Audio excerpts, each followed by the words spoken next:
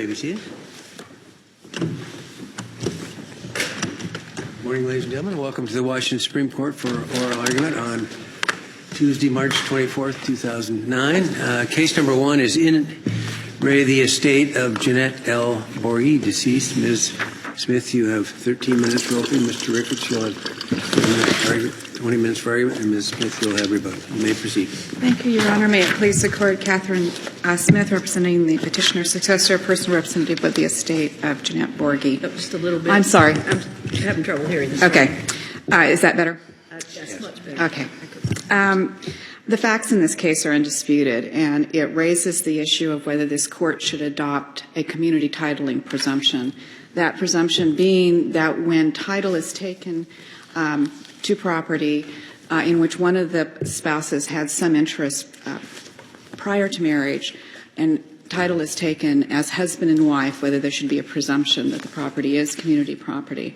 That would be a rebuttable presumption. In many instances, there might be evidence that would, in fact, make a determination that there was separate property or that there was separate property interest in the property. In this case, however, the consequence of adopting that presumption here would be that the property would be considered community property because the parties agree that the facts are undisputed. Well, let me just summarize those facts just for a minute. What we know in this case is that the grantor deeded the property to both Mr. and Mrs. Borghi, and we don't know the circumstances of how that came about. We know that it happened after marriage and that it was deeded to them as husband and wife. Yeah, but we don't know if it was done at his request, her request, whether it was a Scrivener's error. That's correct. And then we know they got a mortgage on it and lived in it for 25-something years, and during which time they paid off the mortgage. Do you know anything more than that? Well, we also know that there's a finding that the community paid for the mortgage, and the satisfaction deed that was issued at the conclusion of the payment of the mortgage and deed of trust was to the community again. And that is all we know, and that's why the consequence of the legal determination that the court needs to make here will be determinative. But we know that when the real estate contract was executed in 1966, that Ms. Borghi was not married to. Not married, is that right? Well, we actually don't know that she wasn't married. What we do know is that she wasn't married to Mr. Borghi. I should have said that. Yeah. We know that they weren't married. That's correct. But in fact, the contract itself does not appear in the record, and we do not know when the when the contract was paid off. It could have been, we do know that the satisfaction deed was given about 2 months. The statutory warranty deed, was given about 2 months after these parties married, and that it was thereafter recorded, and that there was no objection by anyone during these parties' marriage that it had been given to husband and wife. And that's why the issue in this case is under those circumstances where you have a deed issued to parties who are married as husband and wife,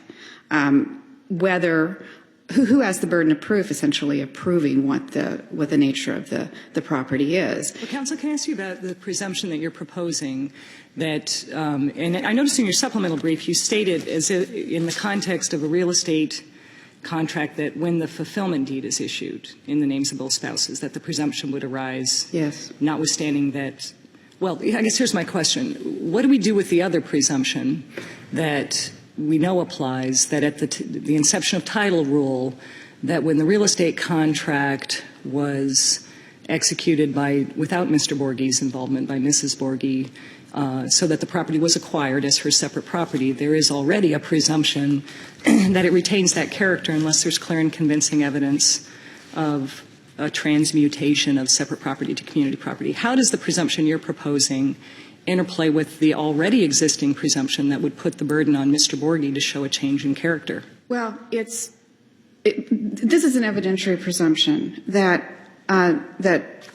creates a presumption when a deed is taken, and a deed could be taken in this case when a real estate contract is paid off. A deed could be taken because perhaps the parties are refinancing; they're going to use community income to pay a mortgage. But it would have the consequence of shifting the burden from one party to another to demonstrate.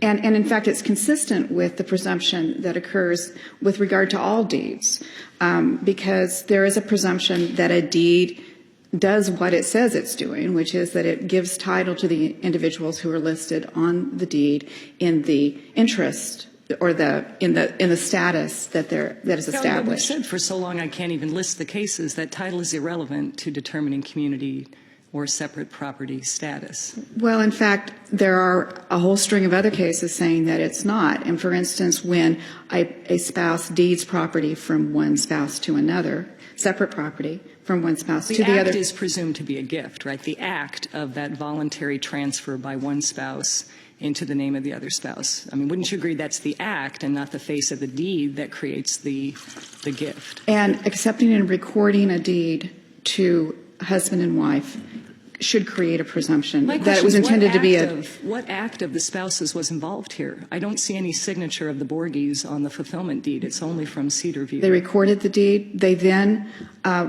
went forward and took a mortgage against the property as husband and wife and satisfied that mortgage and took another deed took a satisfaction deed as husband and wife.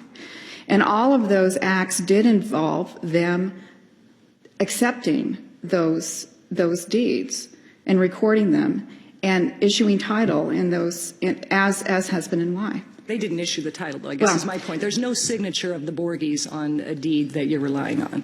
That's correct. Well, there is a signature on the mortgage by both of them, agreeing that they would both be liable for the... If that changes character from separate to community, what do we do with the cases that say typically a mortgage by community property on a separate property estate only gives rise to an equitable lien in favor of the community and doesn't change the character? What do we do with those cases? Well, that would be true if the parties had not already accepted a deed in which they took the property as husband and wife.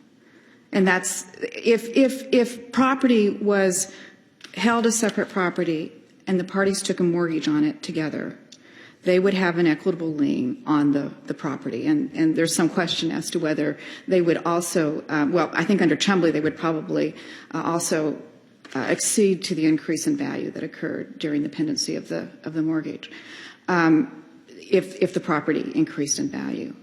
But the situation here was that when these parties mortgaged this property, they mortgaged this property and it was held in title as husband and wife. And that creates presumption that there was a gift to the community. If it's from a third party, now there's no reason that it shouldn't create the same presumption if the parties accept that deed. Would that presumption apply if we have evidence that it was a scrivener's error or done at the advice of counsel or done by the grantor?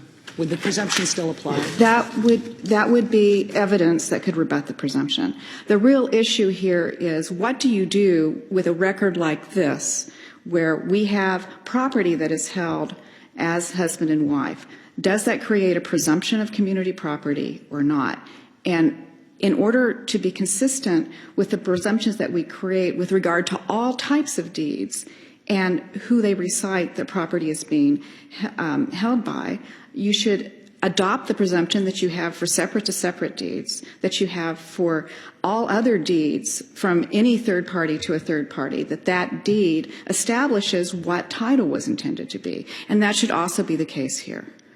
And that is the position that we're taking, and it's consistent with it is the way that these deeds and this presumption is created and relied upon, not so much in estate cases, but certainly I think in most dissolution cases. If a deed is taken or given or accepted to husband and wife, there is a presumption of community property that is applied that can be rebutted. And both the Court of Appeals opinion in this case and many cases will show we didn't intend that. The title insurer insisted that we did this. I didn't understand what I was doing. That's the sort of evidence that can be put on. The question is what the consequence is when what you've got is the deed itself. And the most consistent analysis, or the analysis that's most consistent with the way we treat other types of deeds, is that it should create a presumption of community property. And so would that apply both ways? So if only the husband's name is on a deed, that would create a presumption of separate property? Yes, it would. And in fact, that is the rule. If a deed, if a deed from one spouse to another or a deed to a spouse, there would be a presumption that that would intended to be separate property that could be rebutted by evidence that community property was used and that there was some other reason, or for instance, with non-real property, with stock options, for instance, perhaps only the employee can be named on the deed. But there should be a presumption that the name on the property, that is the way in which the property is being held, a presumption that can be rebutted. And that is the rule with regard to all other types of deeds. There's no reason it shouldn't be the rule with regard to deeds from separate property to community property. Do you think the Deschamps estate case, that older case that the Court of Appeals sort of pivoted their decision on, is inconsistent with the proposition you're proffering? No. In fact, Deschamps deals with the true intent of the parties, and there was testimony there. It didn't address what we're proposing as the community titling presumption at all. There's not even any evidence in the case how the property was held. The property was originally the wife's separate property. She had excluded her husband from the property in the will, and there was no evidence that the husband had made payments towards the mortgage. And that was the evidence. He was asserting that he had in some way contributed to the property as community property. And the court rejected that as a factual determination. Why do you think the Court of Appeals was so convinced that that case compelled a different result in your case? I don't know.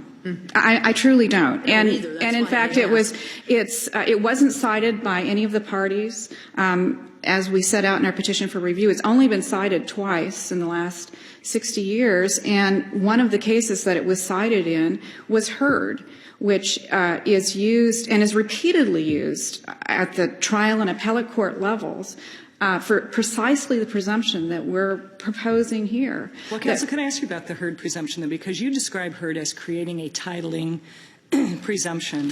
And if it's based on the title and not on the acts of Mr. Heard, why did the court remand to determine Mr. Heard's intent when he transferred the property for love and affection? Why would that have been necessary? Because it's an evidentiary presumption. And the court expressly says we need to know what he meant when he said that this was being transferred for love and affection.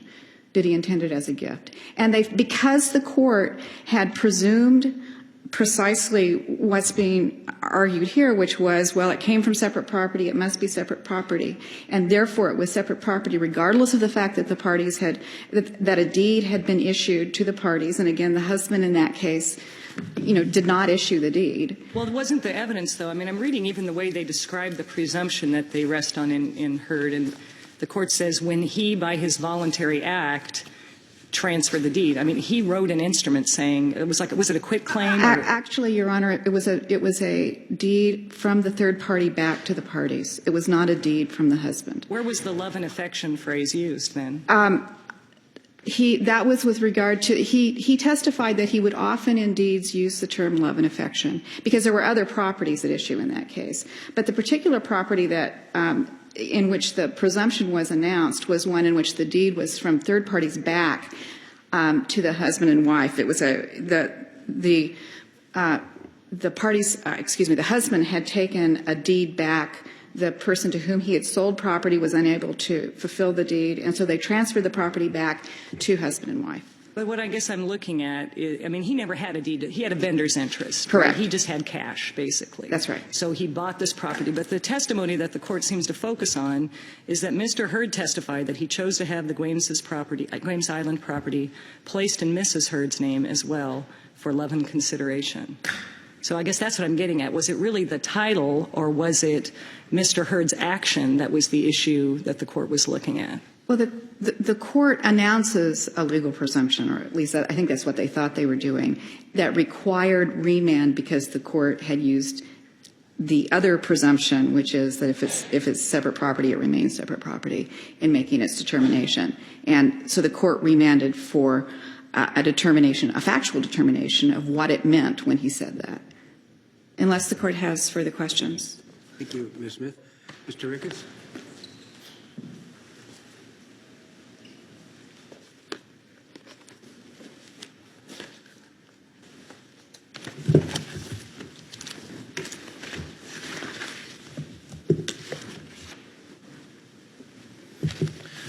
Good morning. May it please the Court, my name is Robert K. Ricketts, and I represent the respondent in this matter, Arthur Gilroy.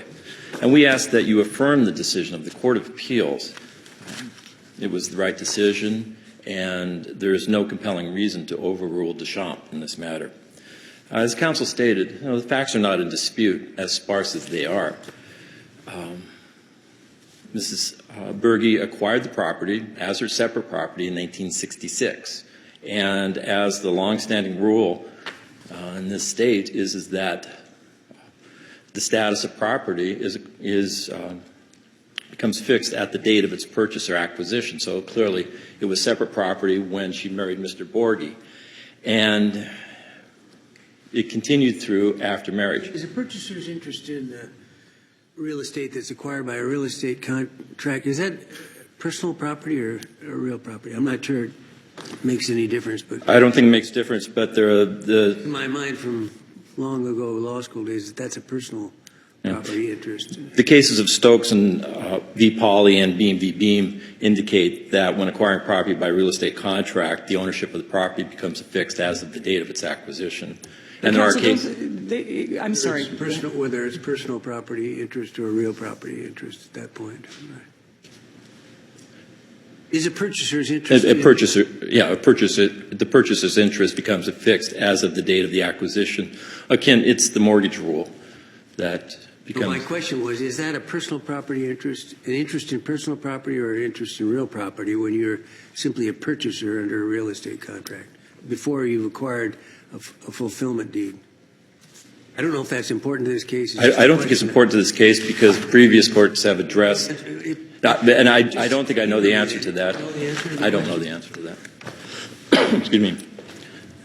But it is, as I indicated, Stokes and Pauley case and Beam v. Beam indicate that a real estate contract, the ownership of that real property becomes fixed when that obligation to pay becomes binding. And I want to state at the onset, too, is that the case of Hurd is not controlling in this matter.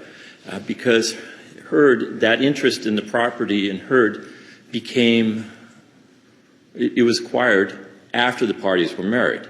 And the rule is that in community property law, and I like community property law because it's pretty simple in the sense that it's time and manner of acquisition. When the property is acquired prior to marriage, it's separate property and continues through until some act changes it. Excuse me, if it's changed at all.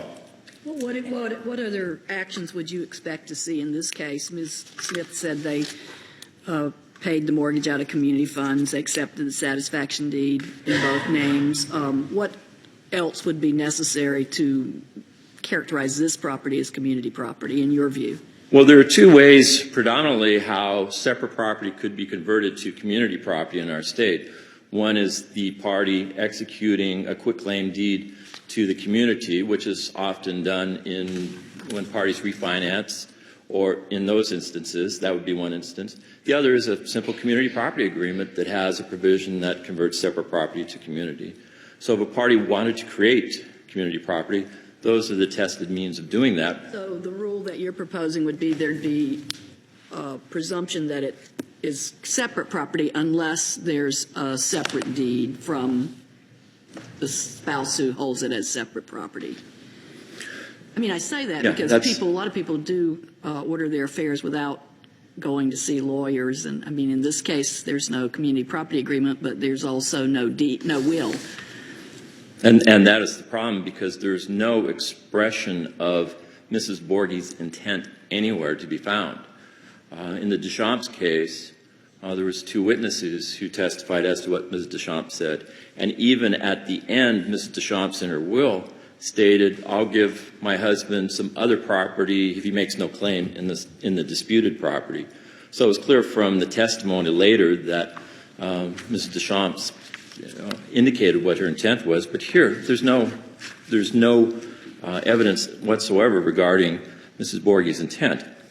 And Counsel, what would a title company look to? I'm just trying to think of the record that the title company would look to in making a determination. Let's say they wanted to apply for a mortgage as to who held title. In this case, since you have the fulfillment deed indicating that the title to the property, husband and wife's case, there's names. What more would a mortgage company or a title company look to as far as that intent that you're discussing? In terms of the requirement that both parties would sign on a deed of trust to secure the interest, is that? Would there be anything else? The title company would look at their chain of title, and I think in any instance, and there's a case that discussed this, it doesn't come to mind right at this moment, but title insurance companies tend to be fairly conservative, so they're going to require as many signatures as possible. As part of my practice, I've told clients time and time again that it's really the title companies that rule the world, and we have to, if they want something, we do it. Because, if they want another signature, it's just easier to get another signature. So in a case where parties are married, even though we have the issue of separate property, and parties are now married, they want to refinance this property. And in the Guy case, discusses this, that it's not uncommon for title insurance companies to require both signatures of both parties, just in terms of protecting their interests. Would they require a community property agreement or a separate quitclaim deed from, let's say, the acquiring person to the husband and wife, when the fulfillment deed is already issued in the names of husband and wife? They don't always require that, and that's not always. I've never seen an instance of a title company requiring a community property agreement.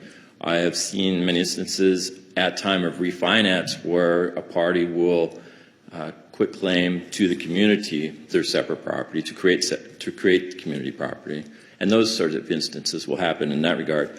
But does that happen when property's in both names already?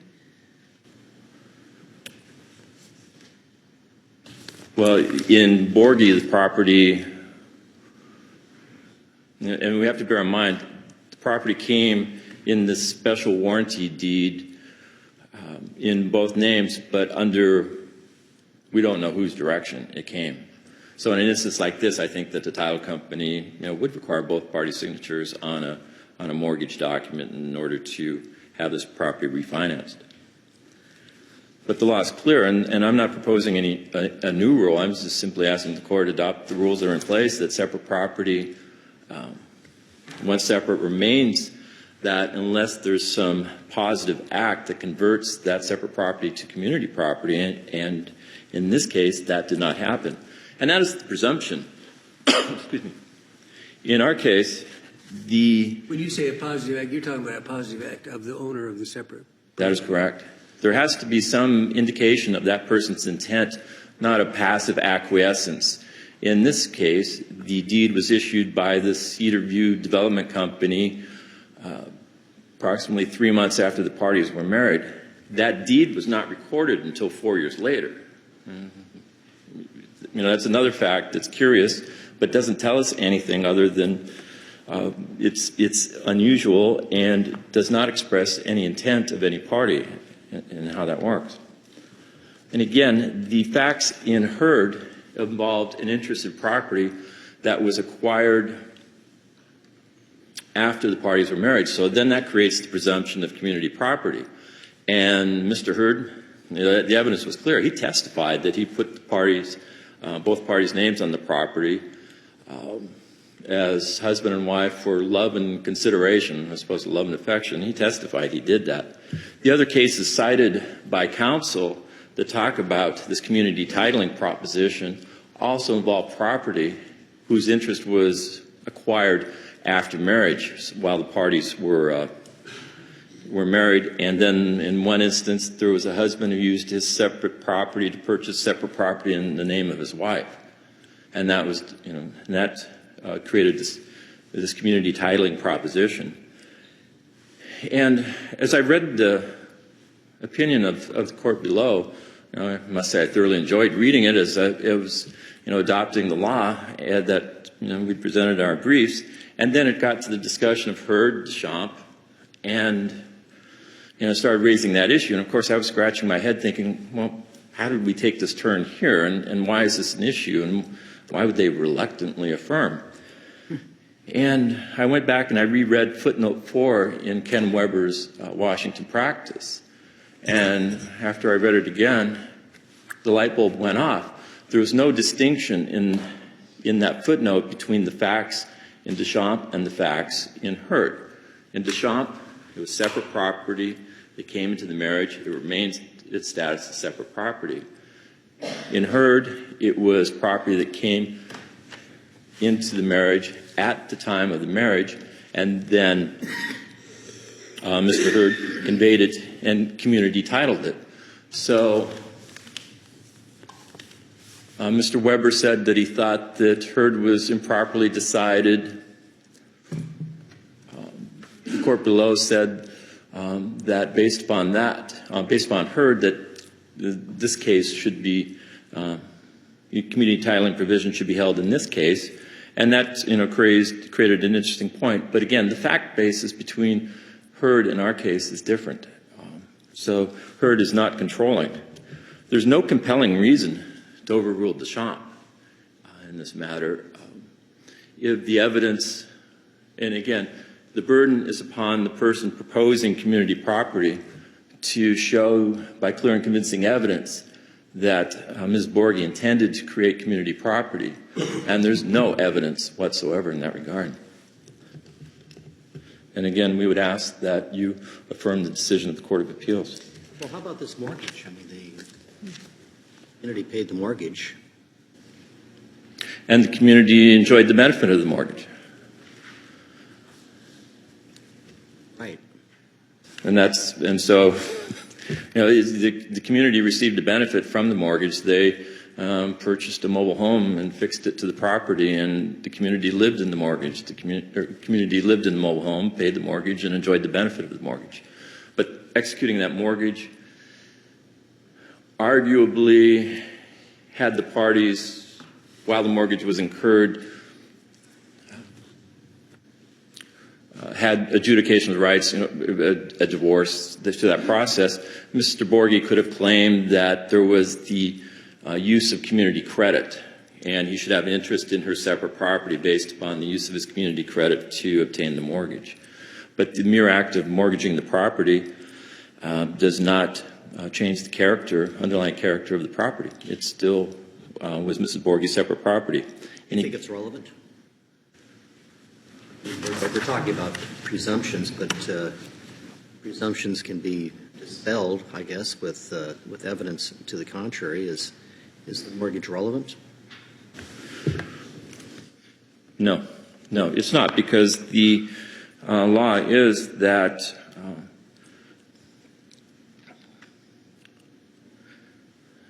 as in the case of Guy, nor do we think the fact that spouses have joined in mortgaging property sufficient evidence on which to find a claim that the property is community property. And that was 1911, and that case has been cited numerous times since. Once, by your theory, once the loan for the mobile home or trailer is paid off, maybe earlier when it becomes they take the wheels off, it becomes a fixture to the real property, then the wife owns that as her separate property. Isn't that correct? Fixtures become part of the real property, and if the real property is hers, she owns the trailer too. She does.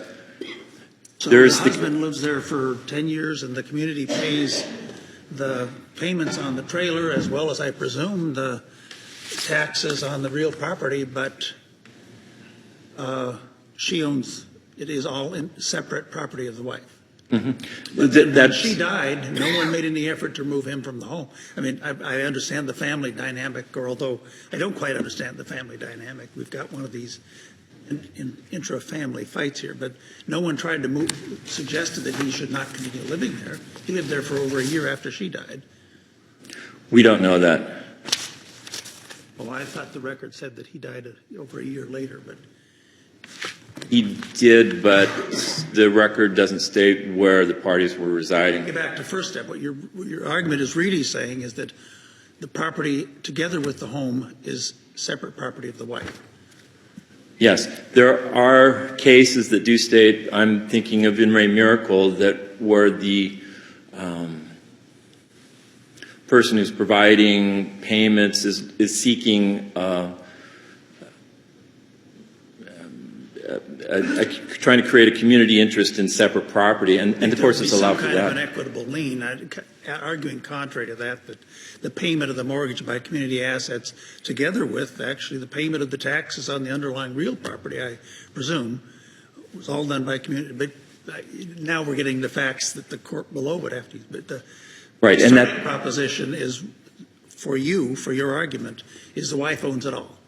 she would. There may be subject to perhaps a community lien on behalf of the husband based upon any improvements over and above what he would have to pay in rent anywhere else. If there were significant improvements that and again, that's the case of Miracle that describes that, under the old, you have to live somewhere. And you have to pay rent and somebody's taxes, if not your own, wherever you reside. And that's that case. So if there were improvements above and beyond the cost of living somewhere, then that could be subject to a community lien in a piece of separate property. Well, But- counsel, I mean, I want to make sure we're careful here, because Miracle's a very exceptional case where there was a rent agreement, it was a rental property, and the court offset the value of the equitable lien. But wouldn't you agree that across the board, community contributions, whether payments to a mortgage, work on the property, payments of taxes, labor of the husband if he does work around the house, all of that gives rise to a community equitable lien against the separate property value, even though it doesn't change the character of the property? I mean, that's the general rule under marriage of Elam, wouldn't you agree?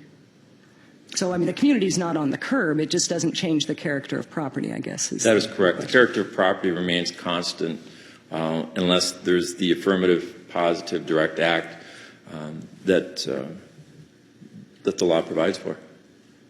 And again, I ask that the court affirm. Are there any further questions? Thank you, Mr. Ricketts. Thank you very much. Mr. Smith, you have 6 minutes remaining.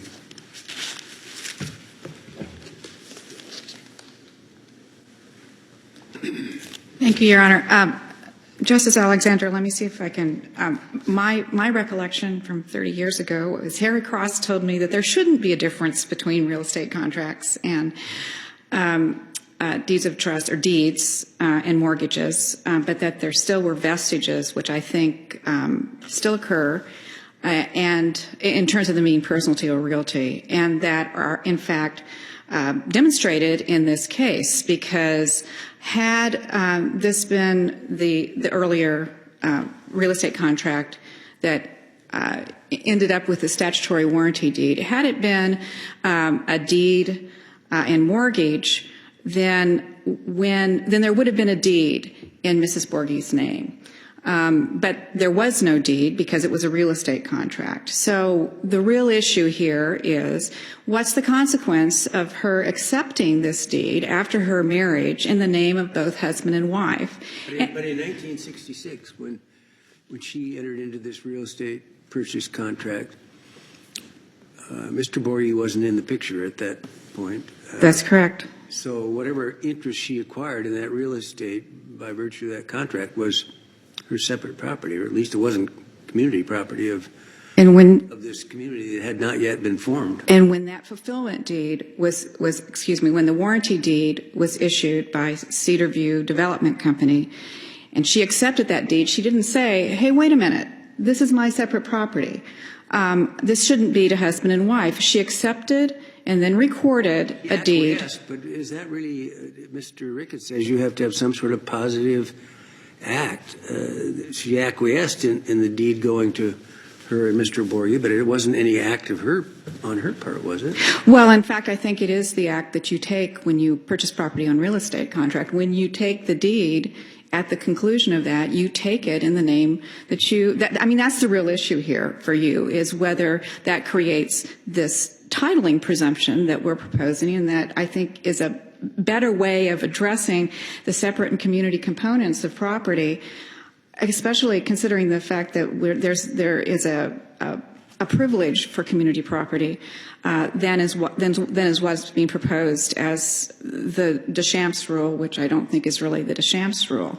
The rule you're advocating, and maybe I have a concern that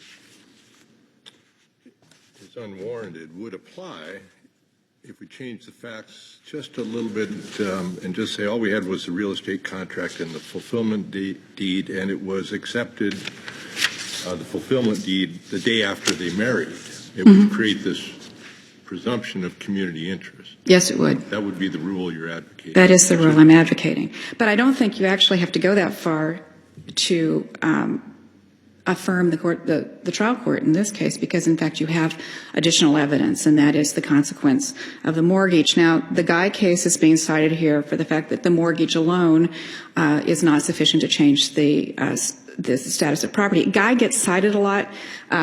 I urge you to go read it again. It's a very interesting case that deals mostly with the consequence of the changes in community property in 1873 between the territorial law between 1871 and 73. I mean, that's what it mostly deals with. The question in this case is whether a mortgage plus the acceptance of this fulfillment deed is sufficient. We do think that there should be a community titling presumption, but even if you didn't create a community titling presumption or didn't adopt the community titling presumption that's been used in the lower courts for the last 20 years, in this case, the trial court should be affirmed because it found on these facts that the facts were sufficient to find that the parties intended this to be community property. Counsel, can I ask you about the Merritt case? Because it seems that the rule you're advocating would require us to overrule Merritt, where there, if you recall, the deed, the property was purchased during marriage. So I guess we have the initial community property presumption as we would have had in Heard. The deed was taken in the husband's name. The parties spoke of the property as their joint or community property. They apparently mortgaged and made improvements. It was their home. It was the family home. They lived there for 30 years. And the court found by tracing the funds and date of acquisition that the property was the separate property of the wife, that title was irrelevant, that how they regarded it was irrelevant, that the subsequent improvements on the property with community funds and labor were irrelevant. What would you have us do with Merritt? First of all, Merritt was decided on the facts and presumptions. And on presumptions. But the presumption, if I recall correctly, in that case, the deed was in the husband's name. But it was the wife's separate property. Correct. As a result of the facts that the court found regarding how the... What I'm asking about is the presumption, though, because the court says because of the source of funds, money the wife got from an aunt to buy the property, the presumption is that this was her separate property unless by some voluntary act of the parties they did something different. But under your rule, that's the wrong presumption. No. Under my... Presumption then be it's the husband's separate property based on the title, the deed, I mean. And in that case, the presumption was overcome by evidence that the property was purchased with that. I guess what I'm saying is it was the opposite presumption that was not overcome by the contrary evidence. And so I'm saying that case would have to be overruled, wouldn't it, if we're going to employ a different presumption and then look at the facts. We have to have some presumption at the instance. May I finish? May I try to answer the question? Yes. The presumption in that case, if you used our presumption, which is would have been that the husband that the husband purchased the property, that the husband was the owner. The presumption would have been overcome by the facts in that case. So I don't think you would have to overrule it to rule in this case that there's a presumption that the ownership follows the title, because in this case, in fact, we have no evidence where the purchase money for the property came from. We don't know when it was paid off. We don't know how much was paid off. We don't have the sort of evidence you have in Merritt. Now, the presumption that would be applied would be different, but the result would not have been different. Do we know who recorded the deed, or is that in the record? No. Thank you, Ms. Smith. The court will be in recess until 5 minutes.